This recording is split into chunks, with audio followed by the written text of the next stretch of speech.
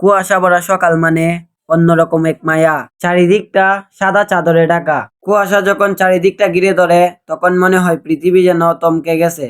দূরের গাছপালা বা রাস্তাঘাট ঝাপসা দেখায়। মনে হয় রূপকথার কোনো এক রাজ্যে আমরা ডুবে পড়েছি। কুয়াশা ঢাকা সকালে সবকিছু অস্পষ্ট থাকলেও সূর্য যখন আস্তে আস্তে কুয়াশা ভেদ করে উকি দেয়, তা আমাদের জীবনে একটা বড় শিক্ষা দেয়। যতই অন্ধকার বা অস্পষ্টতা থাকুক না কেন, অন্ধকার কেটে গিয়ে আলোর দেখা মিলবে। কুয়াশা হলো প্রকৃতির সেই নীরবতা, যা আমাদের শিক্ষা দেয় মাঝে মাঝে থেমে যেতে হয় নিজেকে নতুন করে খুঁজে পাওয়ার জন্য।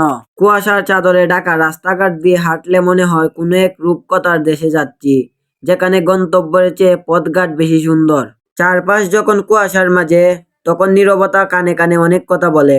কুয়াশা আমাদের শেখায় সবকিছু দ্রুত দেখার প্রয়োজন নেই, মাঝে মাঝে একটু থেমে অস্পষ্টতাও উপভোগ করতে হয়। কুয়াশা ভরা সকালটা যেন সাদা ক্যানভাস, যেখানে রোদ এসে কিছুক্ষণ পরেই রঙের মেলা বসাবে। কুয়াশাকে অনেক সময় জীবনের অনিশ্চয়তার সাথে তুলনা করা হয়। কুয়াশার মাঝে যখন মানুষ সামনের পথ দেখতে পায় না, তারপরেও এগিয়ে যেতে হয়, ঠিক তেমনি জীবনে অনেক কিছু না দেখার পরেও সফলতার জন্য সংগ্রাম করতে হয়। চারিদিকে সাদা ধোঁয়ার চাদর, জনশূন্য পথে শুধু একটি অস্পষ্ট অবয়ব ধীরে ধীরে এগিয়ে আসছে।